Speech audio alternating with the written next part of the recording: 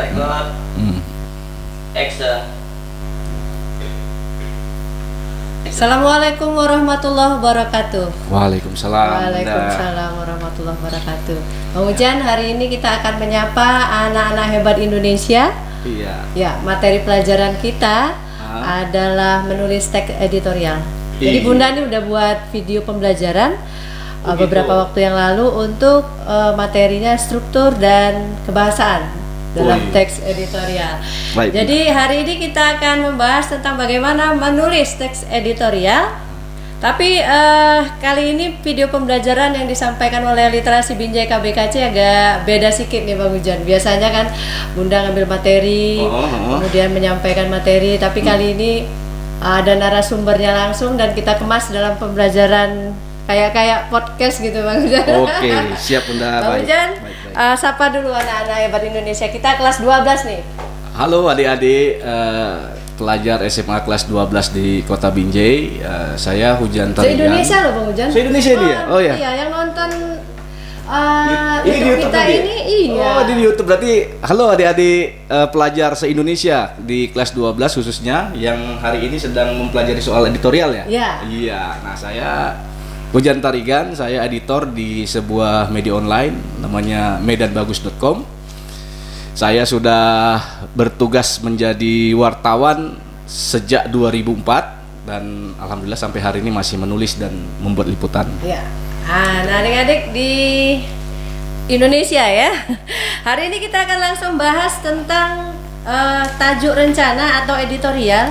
Kalau saya lihat hari ini di Kompas ya, Kompas tajuk rencananya adalah memperkuat benteng pertahanan. Jadi ini setidaknya dituliskan sudah 10 pemimpin negara yang terinfeksi COVID-19 nih Bang Ujan. Ya. Kemudian ada virus corona menguji Trump di sini. Ya. Kemudian ada juga dari editorial media Indonesia mengatakan bahwa sudah 3 calon meninggal dunia. Kemudian kalau kita lihat di sini ada di Ermol tuh juga tentang pilkada. Nah, kalau Medan Bagus membahas apa Bang Ujan? Ya, kita kurang lebih konjungsi di antara keduanya itu. Sama juga soal korelasi antara pilkada dan COVID yang sampai hari ini terus belum melandai juga kan gitu.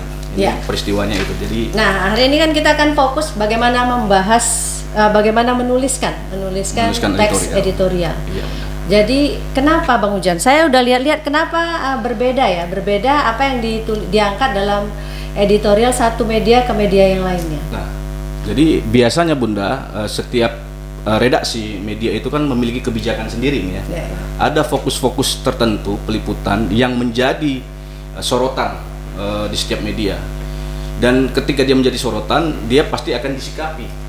Nah, maka itu setiap media memiliki editorial yang bermacam-macam. Masing-masing punyalah sikap dan pandangan mengenai satu kasus. Umpamanya media ini hari ini mengangkat isu ini, media yang ini mengangkat isu ini.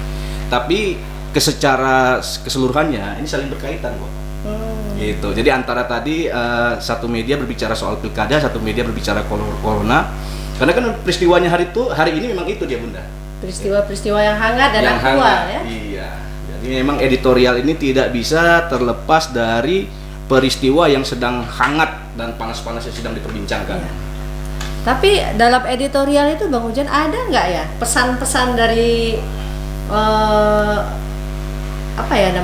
pimpinan redaksi ya? Karena dia kan editorial ini mewakili pandangan dari media itu sendiri. Ya, pada prinsipnya Bunda, editorial itu kan ditulis oleh orang yang memiliki kewenangan ya di jajaran sebuah media, dan tentulah dalam hal ini pemimpin redaksi.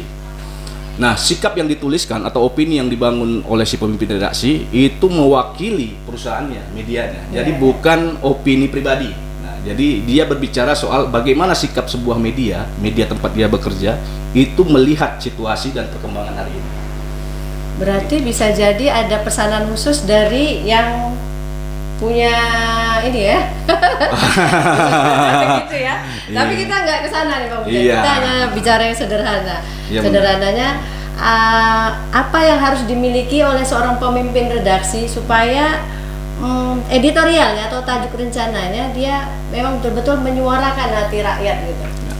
Ya tentunya semua berita, semua item ya, permasalahan yang ada di seputaran hari ini itu kan dikolek tuh, dikumpulin. Iya ya. Ya kan, itu dikumpulin di meja redaksi, kemudian dilihat nih mana yang lebih kuat isunya oleh seorang pemimpin redaksi. Apabila ada satu isu, kemudian sebuah media kemudian patut untuk memberikan sikap, nah maka lahirlah sebuah editorial, begitu Bunda. Iya, walaupun tadi tidak bisa terhindarkan akhirnya Ya. keberpihakan namanya kan. Ya, jadi Ya, media baik. itu memang harus berpihak Bunda. Media harus berpihak. Media harus berpihak. Nah itu, jadi kalau kita lihat hari ini misalnya media X ngangkat ini, yang lain ngangkat yang lain, tidak aneh ya. Ya, tidak aneh. Karena memang dia mewakili, Memiliki kacamata masing-masing. Kan? memiliki kacamata masing-masing. Ada yang namanya kepentingan, ya kan. Dia setiap media juga kan punya kebutuhan kan, punya kepentingan. Dan itu kan nggak bisa kita lepas Bunda. Betul, betul. Nggak bisa kita nafikan begitu saja. Kalau menurut Bang Hujan nih, ini kan untuk siswa kita ya. Iya. Isu apa nih yang menarik hari ini gitu? Belakangan ini menarik kan karena sistem pembelajaran kita juga terdampak ya. Karena corona, akibatnya adalah anak-anak yang tidak lagi bisa berkumpul di sekolah, sistem belajar mengajar yang baru hari ini barangkali. Ya kan, walaupun sebenarnya jauh hari juga Pak Menteri kita kan sebenarnya sudah memberikan semacam gagasan atau ramalan bahwa Indonesia ke depan ya memang mungkin tata caranya akan belajar seperti ini kan gitu. Iya, iya. Nah, hanya saja di corona ini itu lebih dipercepat. Nah, Prosesnya tadi ya. proses tadi jadi lebih Pembelajarannya dipercepat. kayak dipaksa gitu, harus seperti Jadi itu. saya kira Bagi yang tidak siap kan? banyak yang tidak siap, tapi saya yakin lah apa yang kemudian kita bingungkan hari ini pelan-pelan akan biasa aja gitu. Biasa Jadi aja. kembali biasa Baik. aja. Nah ini kan isu menarik juga untuk diangkat oleh siswa kita menjadi semacam tajuk rencana atau editorial. Iya. Sebagai bahan berlatih. Kalau menurut Bang Hujan, sebagai siswa nih langkah-langkah yang harus mereka lakukan, yang bisa ya, alternatif yang bisa mereka lakukan untuk melihat fenomena yang ada di sekitarnya ya. Kalau menurut Bunda sih kita cukup lihat di sekitar juga, karena ini udah kelas 12, pandangannya bisa diluaskan ke lebih luas lagi ke isu nasional misalnya, apa yang sedang terjadi. Kalau menurut Bang Hujan, apa yang harus dilakukan siswa sebelum menuliskan teks editorial ini? Ya, yang pertama kan editorial itu kan dibuat untuk mempermudah sebenarnya ya, mempermudah pembaca melihat produk jurnalistik kan begitu. Jadi yang perlu dilakukan sebenarnya adalah ya mengumpulkan dulu nih isu-isu yang sedang berserakan. Pertama mengumpulkan isu-isu. Iya, mengkolek dulu kan, mengkoleksi. Mengoleksi, Nah, ya. kemudian menimbang mana yang lebih urgen. Mana yang lebih urgen Tingkat ya? urgensinya gitu loh. Jadi kalau sudah ketemu satu tema dan ini dirasa sangat penting, ya, itu bisa dijadikan topik editorial kan begitu. Katakanlah hari ini untuk adik-adik kelas 2 SMA yang punya permasalahan yang sama, saya kira Bunda ya, dari Sabang sampai Merauke, Iya. dengan belajar daring ya kan. Nah, ini kan topik yang memang sedang dialami, bukan cuma panas tapi dialami oleh adik-adik SMA 12 kelas 12. Nah, ini bisa dijadikan semacam editorial di setiap majalah dindingnya saya kira kan, dengan berbagai macam aspek dan sudut pandang. Betul, betul. Gitu. Jadi ada yang berbicara soal barangkali ini adalah tradisinya yang baru, yang susah untuk diikuti oleh sebagian besar anak siswa atau gurunya ya kan begitu. Betul, betul. Atau berbicara soal efisiensinya ya kan, soal hubungan sosialnya yang hari ini juga anak-anak tidak bisa berinteraksi. Bisa juga berbicara soal aspek ekonominya ya kan, karena tidak semua orang tua bisa kan begitu. Artinya kita tidak hanya bisa melihat bagaimana sistem pembelajaran ya, tapi dampak yang bisa ditimbulkan kepada situasi itu ya. Iya, dan terhadap itu situasi. dan itu menjadi argumen. Nanti dia kasih argumen. Iya, Jadi dan itu pertama menjadi- tadi dia Mengumpulkan semuanya. mengumpulkan isu-isu yang kemudian mengoleksinya. Mengkoleksi. Mengoleksinya, kemudian ada proses pengendapan ya. Pengendapan. Selanjutnya gimana nih Bang? Pengayaan. Supaya dia bisa jadi tulisan. Nah, jadi ada beberapa, kalau di editorial itu ada beberapa cara ya untuk bisa menyampaikan sebuah tulisan editorial. Saya kurang paham juga nih, ini bahasa-bahasanya nyontek dikit ya, nggak apa-apa Bunda ya. Nggak apa-apa. Nah, Anda tadi buat sedikit tulisan, ini berkaitan dengan istilah-istilah di kebahasaan ini. Jadi kalau setiap teks kan memang punya ciri khas ya. Kalau Iya. di teks editorial tuh ada, kemarin kita bahas ada kata-kata populer Iya, misalnya. ada kata-kata populer. Ya, strukturnya ada pernyataan umum. Bagaimana merumuskan sebuah pernyataan umum kan Iya, gitu ya. iya. Kemudian ada kalimat kata-kata kerja yang mungkin Iya, dia jadi bisa ada semacam, saya kira ini kaidah bahasa lah Iya, ya. kaidah bahasa. Jadi ada itu disebut dengan adverbia. Nah, adverbia ini adalah kata keterangan yang digunakan sebagai tujuan meyakinkan pembaca. ya. Nah, itu adverbia ya. Jadi adik-adik harus terbiasa juga tuh membuat mengumpulkan kata-kata, ya kan? Umpamanya nih, ya kan, membuat kalimat dengan sebagaimana yang kita tahu. Nah, itu bisa jadi Iya, iya. kata pembuka, ya Kata kan? pembuka ya. Atau langsung ke kalimat membandingkan gitu loh, membandingkan sistem pembelajaran yang dulu dengan sistem Pembelajaran yang sekarang. saat ini. Nah, itu adverbia namanya. Kemudian ada verba material, Bunda ya. Kata kerja. Ya, Kata kerja material. Nah, ini menunjukkan subjek. Ya kan? Nah, subjek itu siapa tuh? Umpamanya yang dibicarakan hari ini adalah soal corona tadi, Bunda. Betul. Ya kan? Subjeknya adalah corona. Dan kita berbicara soal sifat-sifat penyakit corona. Oh, Nah, iya, jadi iya. sifatnya itu disampaikan dulu tuh di dalam sebuah editorial, ya kan, bahwa corona itu begini-begini. Di bagian-bagian awal berarti itu ya? Ya di bagian-bagian awal. Kemudian masuk ke verba mental, itu tanggapan atau reaksi suatu peristiwa. Jadi setelah ada corona, reaksi kita nih, Reaksi editor ya. Kalau Itu dalam harus hal apa? ini siswanya ya, Siswanya. terhadap situasi itu atau Iya, fenomena yang terjadi. terhadap fenomena corona, ya kan. Tadi dampak corona adalah ini, ya kan. Iya. Akibatnya adik-adik tidak bisa belajar di sekolah.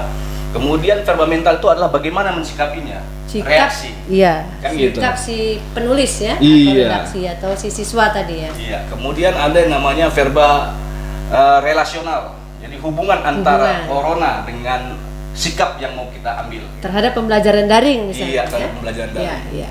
Kemudian adalah konjungsi kan gitu. kata Konjungsi ini penghubung. adalah hubungan, ya kan, kita menghubungkan antara peristiwa dengan si corona, dengan efek yang dibuat oleh si coronanya.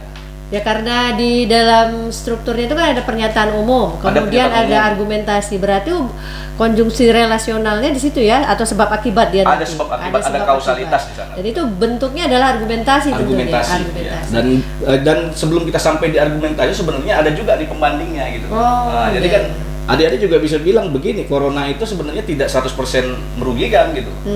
Di awal-awal sempat tuh kita merasakan bagaimana udara ini bagus, cerah, itu juga perlu disampaikan gitu.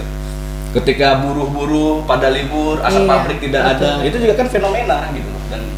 Dan saya kira juga tidak semuanya efek buruk nih terhadap Misalnya hubungan relasinya di keluarga ya. hubungan di keluarga Bisa akhirnya diangkat juga itu Iya, ya? jadi lebih dekat, lebih erat kan. betul. Yang tadinya Jarang ketemu. Betul. belakangan jadi sering ketemu. Nah, Jadi digiring dulu ya, artinya Digiring, setelah ada jadi- pernyataan umum, Iya. kita mulai menggiring ya Kita dengan mulai menggiring. hubungan relasional tadi. benar-benar Baru nanti ke argumentasi. baru berargumentasi gitu. Oh, gitu. Terus apa supaya argumentasinya ini diterima oleh pembaca kita, apa yang harus kita lakukan, Bang Ujo? Biasanya kita lakukan itu dengan namanya itu mengulang ya. Kita selalu mengulang-ulang pendapat itu, tujuannya adalah untuk mempertegas kepada pembaca dan meyakinkan kepada pembaca, Bunda. Ya kan? Jadi dia tidak cukup sekedar di satu paragraf atau satu kalimat. Dia bisa dibuat kalimat baru, dipertegas lagi di sana, diulang lagi. Bisa diangkat data-data misalnya? Iya, data-data pasti, Bunda, karena kan editorial itu bukan sekedar opini, Betul. kan gitu, tapi juga ada data yang kuat di sana, gitu, Bunda.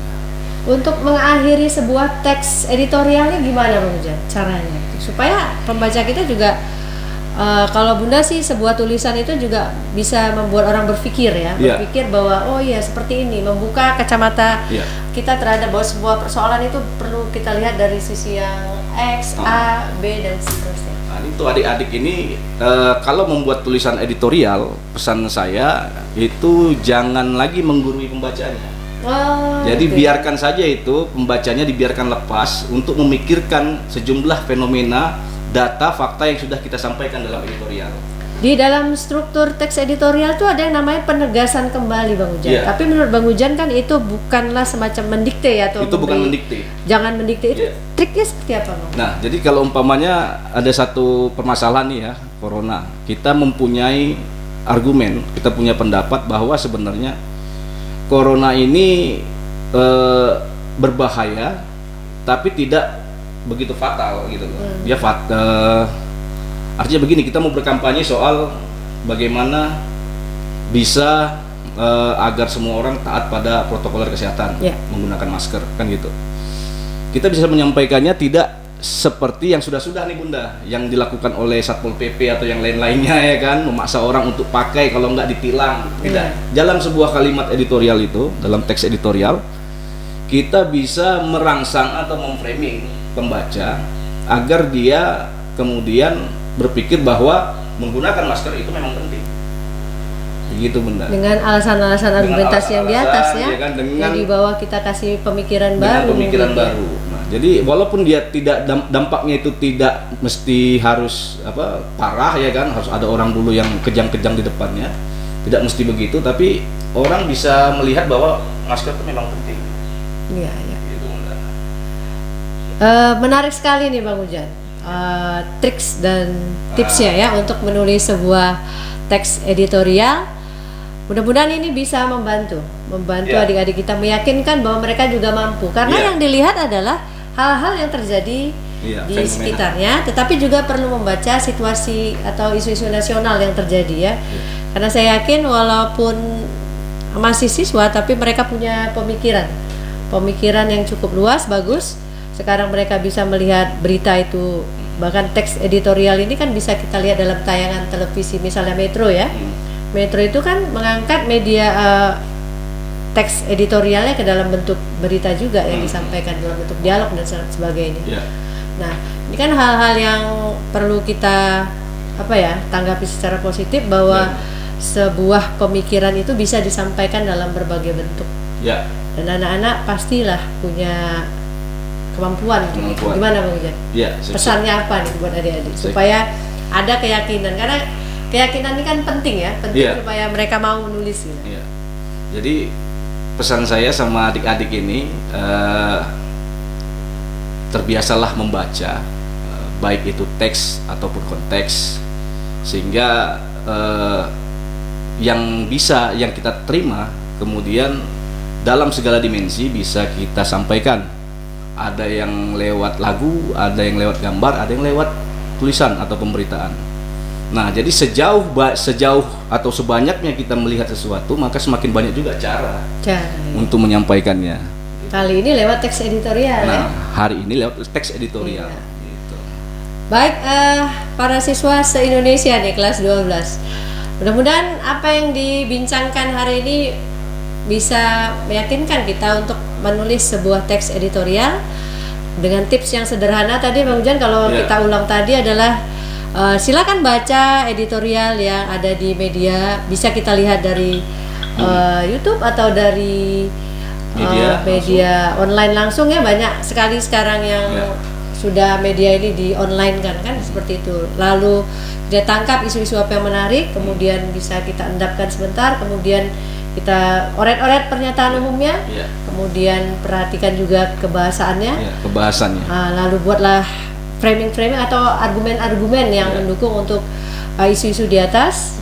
Kemudian tutup dengan kalimat yang tidak menggurui. Itu adalah struktur akhir, yaitu bagian penegasannya di situ. Penegasannya di situ Bunda. Sederhana dan bisa kita mudah-mudahan bisa bahan berlatih untuk adik-adik semua. Baik, terima kasih Bang Ujan. Terima kasih Bunda. Perbincangan asik kita hari ini semoga bisa kita lanjutkan di lain waktu. Terima kasih Bunda. Sukses buat medan bagusnya. Terima kasih. Salam semangat adik-adik. Salam literasi. Salam literasi. Iya. Literasi. Ayo membaca. Ayo membaca. Ayo membaca. Jangan lupa like, share, and subscribe Literasi Binjai KBKT. Assalamualaikum warahmatullahi wabarakatuh. Iya benar. Action. Itu dia. Cut.